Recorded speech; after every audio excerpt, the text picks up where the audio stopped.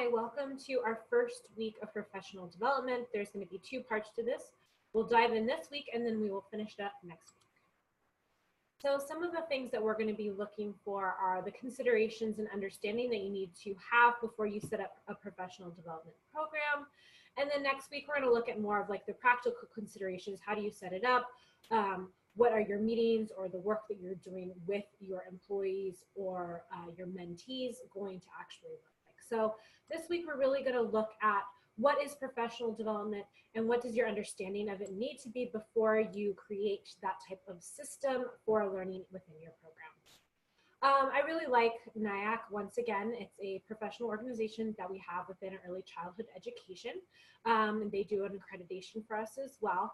But they have a kind of great position on professional development, focusing on the fact that it's a continuum of learning and it's a way to support activities designed to prepare individuals for work with and on behalf of young children and their families, as well as ongoing experiences to enhance this work. The opportunities that you will engage with within professional development lead to improvements in the knowledge, skills, practices, and dispositions of early childhood professionals.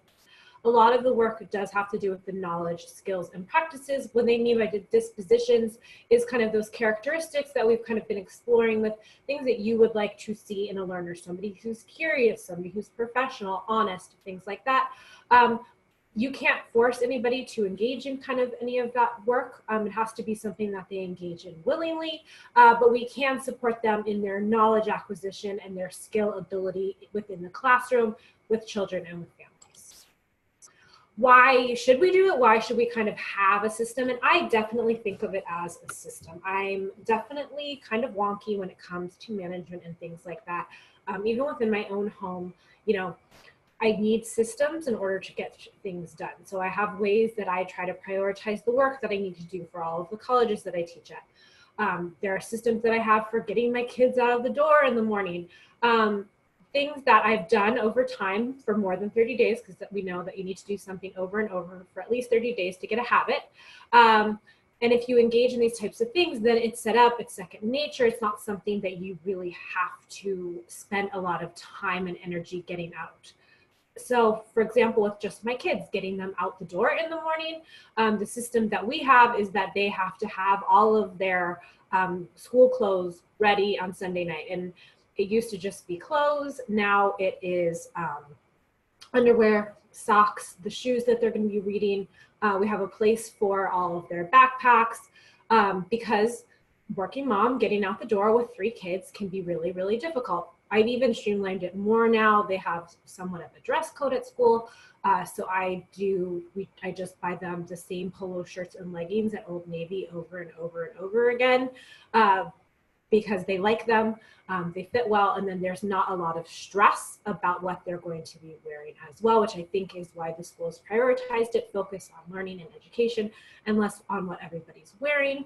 You know, I even have a system for where all of the hair bows, because I have 3 daughters and that type of stuff. So I don't have to think about it at 8:55 on a Monday morning as I'm trying to hustle everybody into the car. We've already kind of got that system going. And I think professional development is very much in the same realm of why should you engage in making the system, which is probably going to take a lot of time, a lot of money, a lot of resources for your teachers to engage in. Why is that an important thing? We do it because we have to have good quality education.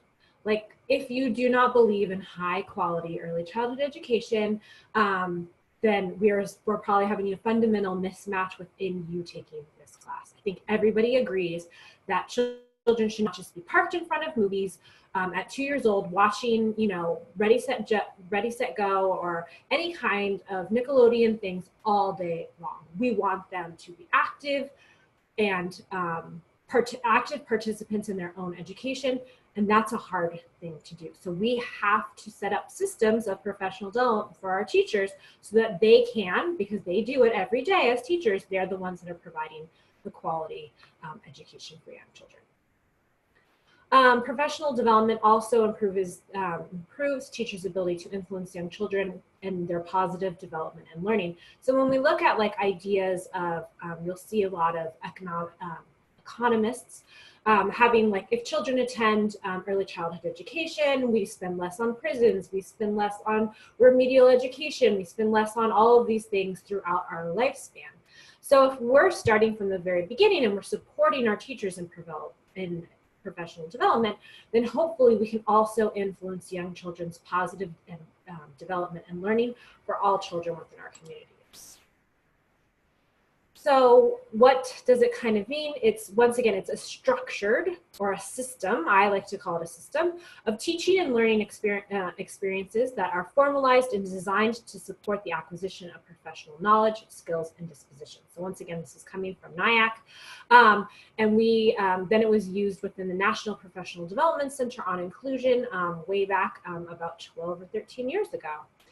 So professional development, once again, as I like to call it, is a system. It's structured teaching and learning experiences. We'll look at different ways that you can try to set that up and what it might look like on a very macro year-wide schedule this week. And then next week, we'll actually do the work of what should meetings look like? When should you do it? How do you assess if you're doing professional development well? How does a mentor do it? How does a supervisor do it?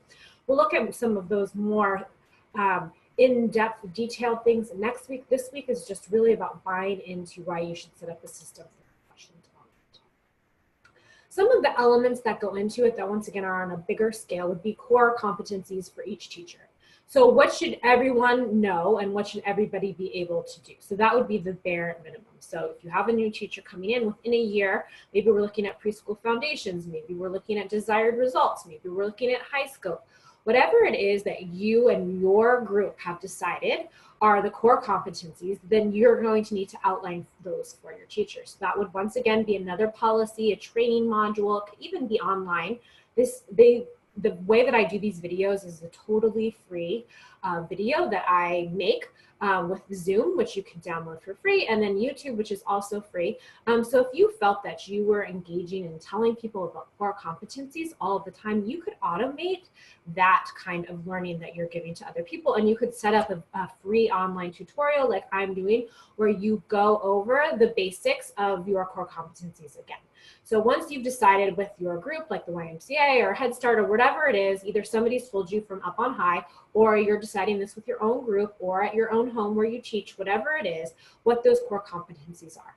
I can't tell you what they're going to be because each program is very, very different. I know that at the very minimum, it's going to be based on developmentally appropriate education for young children, but what are those core competencies that you want your children to know? If you're running a Reggio program, it's going to look really different than an academic.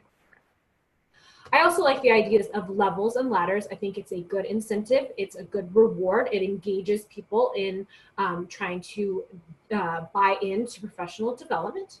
So knowledge and skills that each role, how would you progress professionally? So somebody at 20 years experience and somebody at 1 year experience are going to have really different needs when it comes to their core competencies. You would hope at 20 years that person has those core competencies. They might need to be reignite the passion for their work that they're doing. They might want to add into it in very detailed ways, or they might be stepping into a mentor position within your program, and you're going to support them in reflective supervision and practice, like that. I do love rewards. I think it's really, really important. If you can't do it financially, what are some other ways that you can reward people? Certificates, banquets, if you can financially, even gift cards, Starbucks, Dairy Queen, $5-10, something here, buy yourself an ice cream. Thank you so much for doing that. If you can't do that, but maybe you have extra substitutes or floats every once in a while, giving people extra breaks in order to work on professional development, or hey, take a longer lunch today, and you can go out and here's $10 to have a premiere, something like that.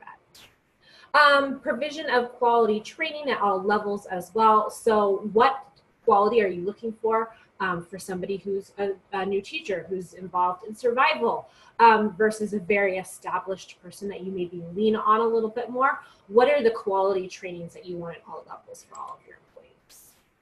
Some of the features, I'm just going to touch on a few of them, but some of the features that we have for high quality training and professional development experiences, once again, it's results oriented.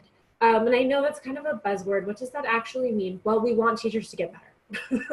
It's fairly easy within our field.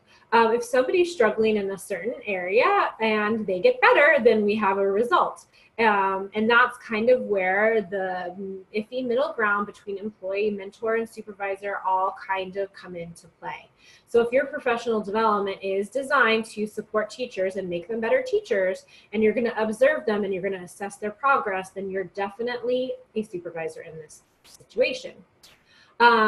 And I do think that we should have objective ways to see if professional development is getting better. If you're a mentor, you can still engage in observations, questionnaires, interviews, surveys, or even tests to see if knowledge, skills, and practice have improved. And I think that's really important. First of all, it gives us some evidence. So we can say objectively, is this person getting better? But it also can see if we're doing a good job in our position as a mentor, a coach, or a supervisor. Evidence-based, once again, we're not just pulling this out of our hat. Everything that we do needs to come from actual child development knowledge and research. The great thing about our field is we share a lot of our resources. You are taking this class, you have paid to go to community college to take this class, but there are other ways in community colleges and online that we are sharing all of our knowledge to support you, and also to take the information that's coming out of these research universities and show you why it's important into your classroom practice. It also has to be responsive to our culture. So if you're working with lots of different cultures, we've talked about cultural competency. If you are not seeing the person for who they are and all of the parts of their identity, then you are missing a big part of that person. The ways that we learn are very much tied in with our cultural beliefs and understanding as well. And then also our community. Who's in our community, who's not in our community? How do we want to show and reflect the community that we're working with? Based on participants' needs, once again, it can be very informal. Hey, what do you want from this kind of relationship? What do you want from professional development? Or it can be a little bit more formal. It could be with surveys, interviews, questions, more formalized interviews. A survey is super easy to do. It can either be literally a piece of paper, or SurveyMonkey is a free resource, or you can even do, Google has free surveys that you can also use. So you could email it to everybody, and you could say, and then you could say to them, hey, we need some extra support in this area in our classroom management or challenging behaviors or working with special needs, but we're feeling really great in this area. That's not the end all be all. You're still going to have to look at what's actually going on in your program. But once again, involving people in decision making, involving them in the process makes them feel better about this as well. And that's why being team oriented and supporting your team is a valuable part of all programs. And it's definitely going to be reflected in your professional development systems if you choose to enact them within your programs. They're also going to be very active and job embedded as well. So it's going to be part of your job, most likely, to engage in a professional development experience. It's also active. You have to have some kind of work with people. I talked about an automative online tutorial, but it could never end there. The work that we do as teachers is very much face-to-face as well. Some more features as well. It's ongoing. So it's probably, I like things that are yearly, and we've planned for yearly with monthly kind of benchmarks that we need to hit. But not all programs work in yearly senses like that. Some programs are more academic and follow the school year, so it would start in August or September. Other ones maybe are doing it quarterly. It totally depends, but it's not something like, oh, we did it this week, we're done forever. It has to be ongoing in order to support people's skills and practice over the long run with children. It also needs to be mentored or supervised, and we've talked a lot about the differences between coaching, between mentors, and between supervisors. Whichever role you have, you've articulated that to people, and then you've engaged in that process. So as a supervisor, you've supervised them, and you've looked at their skills, or you've mentored and coached them. It needs to be linked to meaningful progression and rewards. So some kind of reward system is built up so that people do this. A lot of times this is extra work for them. It should either be paid for, it should be compensated in some way, or if it's part of their actual duties, you know, their hourly time that they're putting in for you, they still get recognition for this extra work that they're doing. Continuously evaluated and improved, and we'll look at evaluations of both our classroom space and our teachers later on as well. But once again, observing or making sure that your teachers are showing us those results that we need. professional development, kind of a project. So if we want to really, at the end of the day, we need to strengthen child development knowledge, skills, and practice. And then I also really like to focus on the idea of commitment to community members. I think what I love about early childhood education is that we are focused on and supporting our communities. What does our community need? What does our community want from us as well? And so I think we could add that to professional development, especially for our more established teachers, once again, who have years under their belt, have mastered those core competencies. How can they be involved in their community, supporting and reflecting their community as well? Sometimes that would be me allowing my established staff to go out and to represent the center, go to meetings, talk with people, or to network. That's a fantastic way that we can support our more established staff, is by allowing them networking as well. Some other ways, and I wanted to talk about what these actually mean as well. We're looking at some features of professional development. We've got core competencies, first of all. I just wanted to give you like more of an in-depth kind of example of what professional development systems might look like. So core competencies would be like good supervision of children on a playground, in a classroom, walking from a playground to a classroom, family style dining, anti-bias work, hitting those anti-bias education goals that we have. Any kind of like skill building, I would consider our core competencies. Once again, if they're fairly standardized, you could set up an automated online system to show people what their core competencies are, and then spend more time in the classroom helping them actually build the skills of doing family style dining. Then we have different different training content and methods. So what employee needs what from me, and what do they need from my program? So does one classroom need management support? Does one have challenging behaviors? Is one trying to set up a better system for children with special needs? So each person's needs are very, very different. They're seen and they're allowed within the program as well. So what does job embedded mean as well? So when is the professional development going to happen? Where is it going to happen? In the classroom or out? Who is going to do it? A mentor, a coach, or a supervisor? That's kind of job embedded. So it's not something that they are doing on Saturdays outside of class. It's embedded within the work that they do with children at their center. Training professionals. If you're not a program who feels equipped that you cannot handle professional development, where can you get support to do that? We have huge networks for this. So if you feel that you cannot, as a supervisor, mentor and coach your staff in professional development, who can you hire or consult with or work with in order to provide this for your staff? And then continuous evaluation and improvement. Once or twice a year, you can survey or interview employees. How do you think it went? How could it be improved? And then a more sophisticated evaluation where you observe what's going on in the classroom to look at those knowledge, skills, and practice that we want to see implemented in the classroom. Building the system, what's needed. I want to go a little bit beyond this as well. I want to talk about institutionally, statewide, federal-wide, because we've put a lot of pressure on our individual sites. Especially in this class, go out and be perfect, guys. No, we need support in order to engage in these systems. We need better higher education access and quality. So we need pipelines of getting people into community college, into universities, into master's level and doctorate level work within child development to support us as well. We also need professional development for our faculty, so people like me, to make sure that we at community colleges and universities are giving you the best knowledge that is, once again, coming from research universities. We need to move beyond this idea of divided, non-collaborative agency responsibility. So it's not just your site, it's not just your school. One school's doing it this way, one school's doing it the other way. Nobody talks to each other, and we need to have a larger system. So you have a system within your own individual school, and then you should be supported by a larger system at the state or county or federal level, possibly from NIAC, possibly from community care or licensing. I'm just spitballing ways that we could support people and making sure that they have great professional development, because we know that professional development works and it has great outcomes. How can we have other people support individual sites?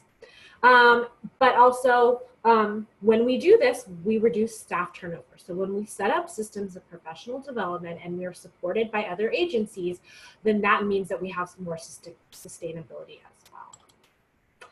I want to compare and contrast the two programs, and then I'm almost done with this lecture. And then next week, we will work through the actual practical considerations of setting up something like this.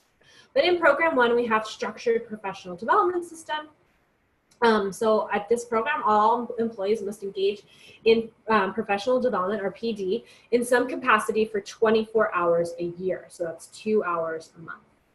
The employee themselves set up their professional development for a whole year in advance in December. They write a structured plan of what conferences they're going to attend, what books they're going to read and write reports on, what workshops they might go to as well, or community college classes they'll take. In June, they check in with their supervisor to make sure that they're on track. If they're not on track, how can they get back on track? And to reflectively look at the work that they've done and how it has changed their practice with children. In December, they write up a report about how professional development was supported by the program and how all of their understanding has changed their teaching practice, and it is submitted to the supervisor. They're paid for this time if they engage in this process. So it's a voluntary process, but they are paid for those additional 24 hours that they put in over a year.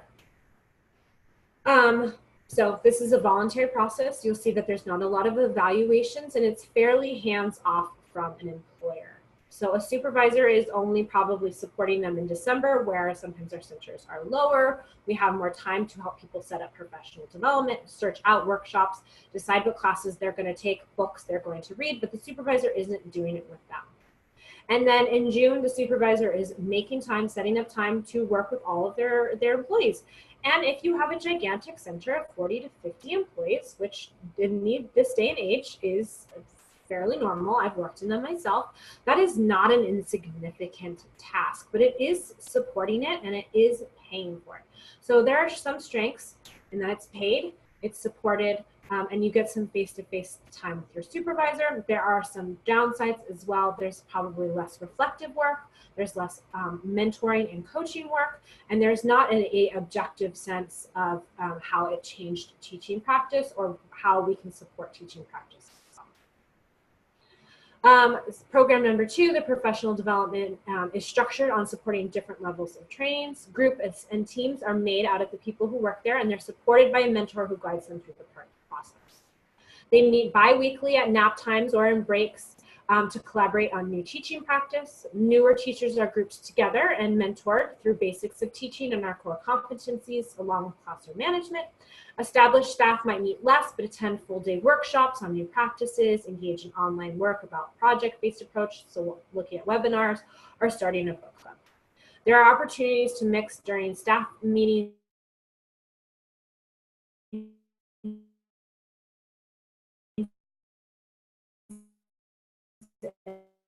and newer teachers learn from established education. And it's not paid, so conferences are paid for, webinars, any additional costs. So it doesn't cost anybody anything, but they are not paid to attend this work.